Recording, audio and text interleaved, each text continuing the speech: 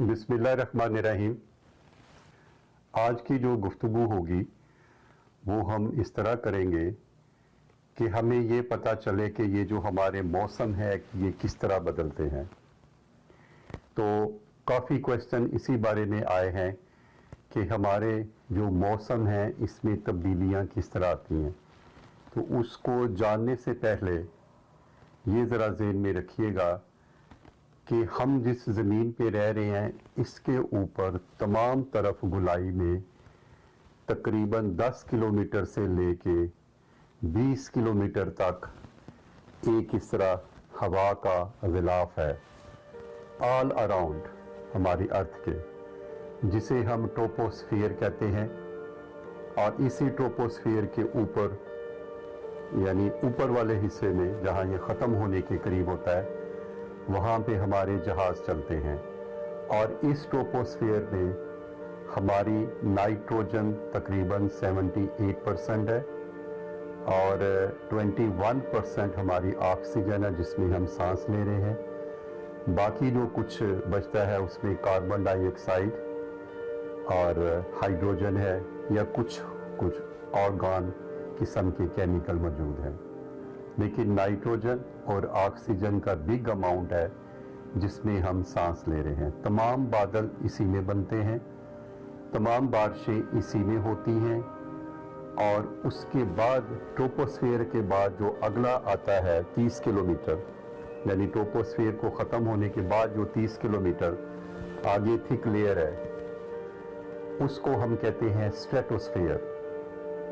और स्ट्रेटोस्फियर के आगे जो 50 किलोमीटर है उसे कहा जाता है मेसोस्फियर। ये जो हमारी ओजोन लेयर है ये स्ट्रेटोस्फियर में है। मेसोस्फियर जो है उसका सबसे कम तरीन टेम्परेचर है। उस मेसोस्फियर के बाद आगे जो तकरीबन 500 किलोमीटर तक चलता है उसे हम कहते हैं थर्मोस्फियर। उस थर्मोस्फियर के बाद अगला जो आता है एक्सोस्फियर। एक्सोस्फियर जो है वो 10,000 किलोमीटर तक चलता है और फिर उसके बाद स्पेस है। हमारी ये जो शटल ऊपर मूव होती हैं ये थर्मोस्फियर में जाती हैं। और ये इसकी फर्दर डिटेल में मैं नहीं जाऊंगा, लेकिन ये बताने का मकसद ये था कि इतने एटमॉस्फेयर 5 हमारी ज़मीन के इर्द गिर्द हैं और जिसमें हम रह रहे हैं वो ट्रोपोस्फियर है। अब ट्रोपोस्फियर में क्या होता है, सूरज की जो हीट वेव आ रही है वो पिछले तमाम स्फीयर से होती हुई टकराती हुई जब हमारे ट्रोपोस्फियर पे आती है तो वहाँ पे ओजोन लेयर है। ये ट्रोपोस्फियर से थोड़ी सी ऊपर जो स्ट्रेटोस्फियर है उसमें ओजोन लेयर है। ओजोन लेयर की जो थिकनेस है ये सिर्फ 3 मिलीमीटर है, ठीक जी। और ये अल्ट्रावायलेट वेव्स को बचाती है।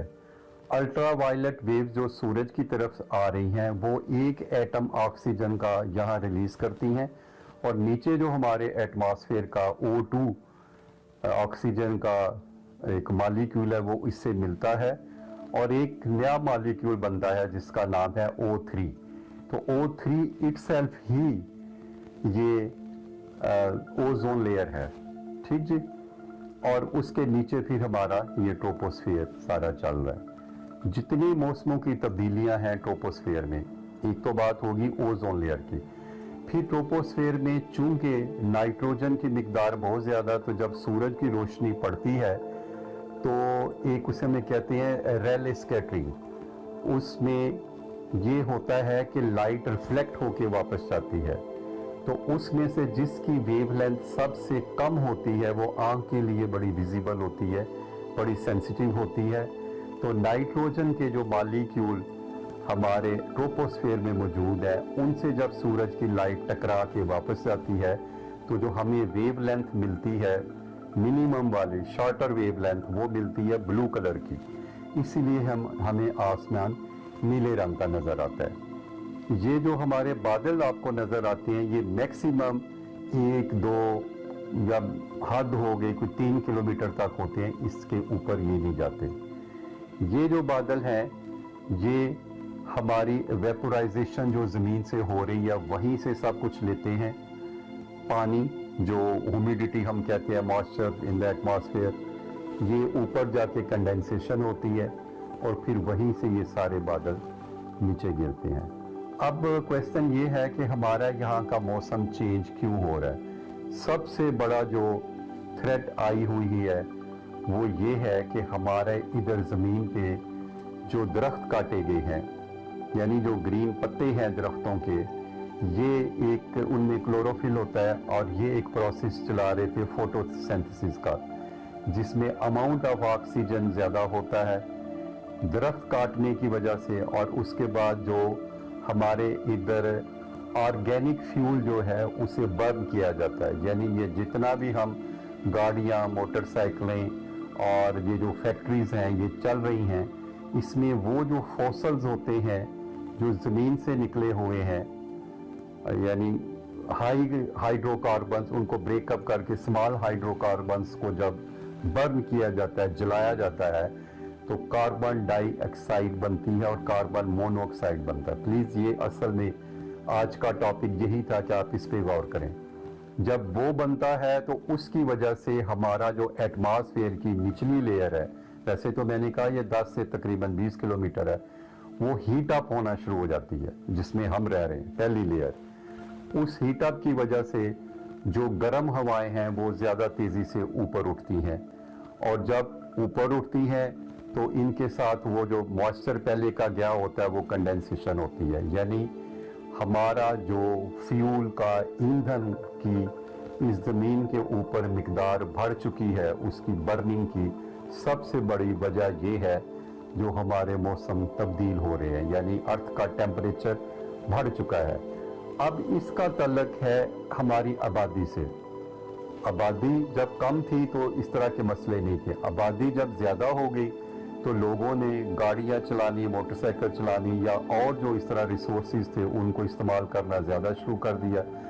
उसकी वजह से ये जो ग्लोबल वार्मिंग हो गई, ग्लोबल वार्मिंग होगी तो ग्लेशियर टूटना शुरू हो गए। जब वो टूटना शुरू हो गए तो आपको नज़र आ रहा सैलाब भी हुए, वेपोराइजेशन जो समंदरों के ऊपर, दरियाओं के ऊपर पानी की होती थी वो ज़्यादा होनी शुरू हो गई। और आज जो बादल हैं ये सिर्फ बादल नहीं रहे, ये बल्कि क्लाउड बर्स्टिंग में कन्वर्ट हो चुके हैं। यानी उसी भी कहा था कि क्लाउड बर्स्टिंग उसी वक्त होती है जब अमाउंट ऑफ वेपोराइजेशन बहुत ज़्यादा ऊपर हो जाए। पहले तो बादल इस तरह होते थे ना कि इस एरिया में स्प्रेड, जब हाइट की तरफ ज़्यादा हो जाए, ऊपर की तरफ ज़्यादा हो जाए, तो वो जो आइस पैलेट है उसका लोड आगे आगे आगे वो एक पर्टिकुलर एरिया में जिसमें ये सारे फैले होते हैं वो इस कदर आके ज़मीन पे तबाही फैलाते हैं, यूँ लगता है जैसे कई हज़ारों लाखों बाल्टियाँ पानी की नीचे गिरा दी गई हैं। इस पर मैं ऑलरेडी बात कर चुका हूँ। सिर्फ बात आपको ये बतानी है कि अगर हम ज़मीन के ऊपर ये जितना भी ईंधन जला रहे हैं, पेट्रोल है और डीजल है, कारखानों में चलता है, गाड़ियों में, मोटरसाइकिलों में और इस तरह के जो हमारे यहाँ भी इंस्ट्रूमेंट हैं हम उस पर चला रहे हैं, अगर उस पर हम काबू नहीं डाल सकते तो कम से कम जो दरख्त है उन्हें ना काटा जाए। ये दरख्तों की कटाई की वजह से आप अपने मुल्क में मिसाल देख लें, पिछले 10 सालों में उतने दरख्त नए लगे नहीं हैं जितने काटे गए हैं। काट काट के नई आबादियाँ बनाई जा रही हैं, कोई किसी को कोई परवाह नहीं है। फलों के दरख्त, आम के, ये मुख्तलिफ शहरों में बड़ी बड़ी जो हाउसिंग कॉलोनियाँ बनाने का रवाज चला हुआ है, एक ही बिजनेस दुनिया का सिर्फ सबको नज़र आ रहा है, उसकी वजह से ये तमाम तबाही फैली है। अगर हम नेचुरल अंदाज में रहें, अच्छे अंदाज में रहें, तो कुदरत कभी हम पे नाराज़ नहीं होती। इनडायरेक्टली नाराज़ ही है ना कि हमने उसके इंफ्रास्ट्रक्चर को ख़राब किया है और उसी की वजह से आगे ये आफात आ रही हैं। तो प्लीज़ आप तमाम लोग जो ये वीडियो देखें, मेरी उनसे दस्त बस्ता यही है कि आप, गुजारिश है कि आप इस ज़मीन को अपना घर समझें।